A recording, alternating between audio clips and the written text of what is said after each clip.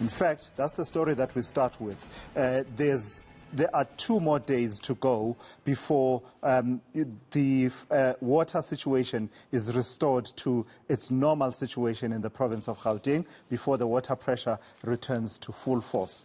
You'll know that Rand Water says it will be done with maintenance tomorrow. eNCA's Sli Masikane is finding out how residents are managing with the water disruptions. She's live for us now from the area of Vereeniging in Gauteng. So, Slindelo, talk to me about the work that is being undertaken by Rand Water. How far are we in this 54-hour marathon of maintenance and upgrades?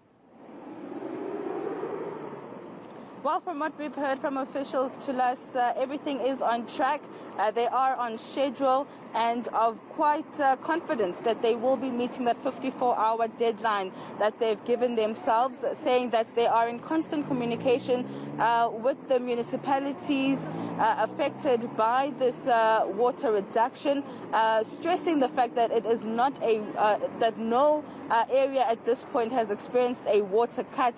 It is a water reduction, and that is because of this maintenance upgrade that's taking place. At this point, Tulas, you would remember around this time yesterday, we was looking at an older pipe that was still going to be removed, and at this point you can see that progress has been made, because that newer pipe that was blue in color has now been installed. It's now being welded into the pipeline system. You can see that process is underway, and we spoke to one of the managers of this operation a little earlier on with regards to this process. Let's take a listen.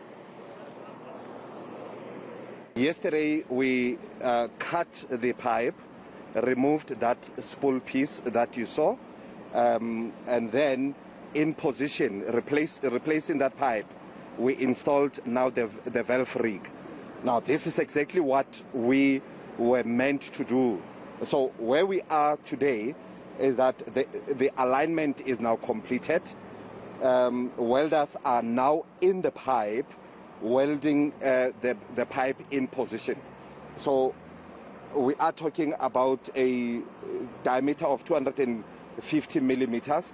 What it then means is that throughout that circumference 4 times, they need to then weld, following which the non-destructive testing will be done to just confirm the quality of the weld. So as we speak, we've got welders in the pipe welding.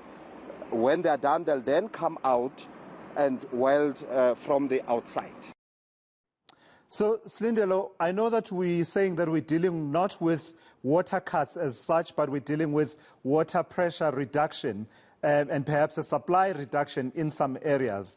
But what's the situation in and around Vereeniging? Because I imagine that in the 8 municipalities that are said to be affected by the impact of this work, the experiences differ. What's it like closer to the site where the work is happening in Vereeniging? So one would imagine, I think we all know the issues that plague the municipality of Emfuleni. They have a lot to do with service delivery. And for a number of years now, the area has been experiencing issues around water shortages as well as sewage issues when it comes to the residents here. And so I think the maintenance work has now maybe confused the situation a little bit, because the area has actually been experiencing water shortages for some time. And I asked for clarity from Rand Water whether in any manner is this maintenance work affecting the supply of water into the Emfuleni municipality. And they said that if there are any shortages that are being experienced in any of the affected areas, it has to do with the municipalities themselves and not with the maintenance work, because as far as they understand, they are still supplying water and there is still water in the system despite the water reduction. So I spoke to one of the onlookers this morning who was actually coming out of a shift. She's a nurse at a hospital, and she was explaining that overnight at their hospital they didn't have water. And when I had asked for clarity from Rand Water, they said that this had nothing to do with the maintenance work. But let's take a listen to what the nurse had to say. I'm from work now. I was doing night shift last night. So this water cuttage has really affected us. We struggled the whole night with the patients. Yes, because there was no water. It was a struggle. This morning they didn't bath, but we were told that the hospital was going to arrange a tank for to bring the tank to the hospital to provide water. Yeah, but throughout the night we had nothing. It's an important distinction, is it not? Because part of the infrastructure has to do with the reservoirs that municipalities themselves maintain, because, Rand Water supplies to municipalities that then supply to us as customers. Very quickly, Slindelo, as we wrap up, just from a visual perspective, just show us once again the work that is happening. Are the people, for instance, actually happening with the working on the welding work that is inside those pipelines, those pipes? Is that what's happening currently at the moment?